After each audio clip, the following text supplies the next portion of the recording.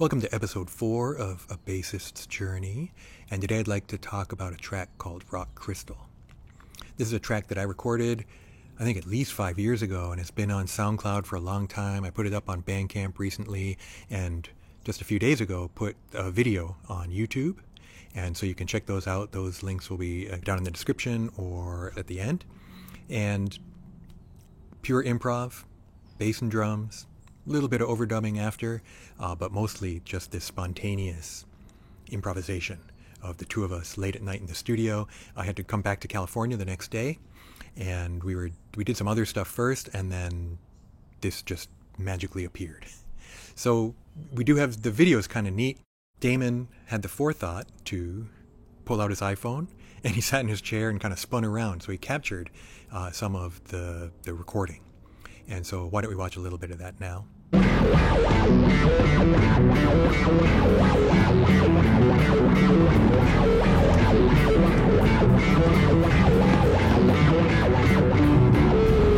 It's too bad in a way that he didn't record the whole thing, but I'm happy to have what we got.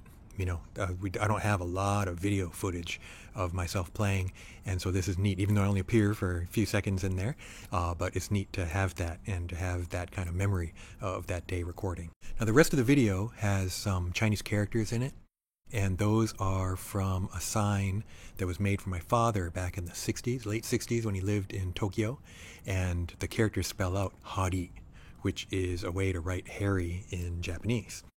And so I love that sign. I still have it. You know, it's over 50 years old, and wanted to use it. It fits this song. It's me. It's my name. It means it's kind of like a gem or a crystal. And I saw it online. I tried looking it up, and one definition I found for it was rock crystal. And I thought, that's this song, right? And so that's why I called the song Rock Crystal and then used those characters for the name. It was really fun to record because I was using my Rickenbacker 4003 bass from the early 2000s, playing it with a pick and running it through a distortion pedal, tube distortion pedal, and also that Oxbow wah. So my friend Damon also makes these incredible wah pedals. And the first time I used it, just plugged it in, plugged that into the distortion, plug it into the board. Actually, probably went into my Alembic F2B preamp, and sounded great.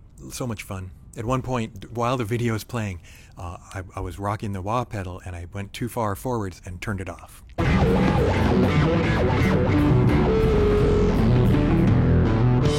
I was kind of bummed, but keep going. You know, is it a mistake or is it something new? I like it because I got to hear the sound of the bass without the wah pedal too, but with the distortion. And I think it's a great sound, if I do say so myself. And you know, this is why I really like this track. The amazing thing is, for some reason, it has over 1,000 plays on SoundCloud. It's like my most listened to track on SoundCloud. And I've got a bunch up there, and a lot have been up there for years. But for some reason, a lot of people listen to it. Now, it came up after I played on a song for a band called No More Leroy, and the track is called The Man in the Mirror of the Book. Now, that track got played a lot because he really did the thing where you contact all these different influencers and music blogs and all this stuff. So a lot of people have listened to that track, and I'm really proud of my performance on that one too. That's also a Rickenbacker, but it's my 4001 from the mid-70s. But I think it was connected to that. For whatever reason, a lot of those people found me on SoundCloud and listened to Rock Crystal a lot too. So it's got a lot of views, a lot of plays. I mean, I should have put it on Bandcamp earlier, but I'm late to the Bandcamp game. But it's finally available on Bandcamp. So you can check it out there. You can check it out on SoundCloud. You can watch the video. You can hit the like button on this, on the Rock Crystal video on SoundCloud. You can buy it on Bandcamp if you want. You don't have to, but give it a listen. Help me get my play counts up. Part of the game, right? And again, I just really like the track. I feel like it's really me and Greg, right? But Greg allowing me to really be me as a player, and that's so much of a part of who I am as a bassist, and such a huge part of my bassist journey.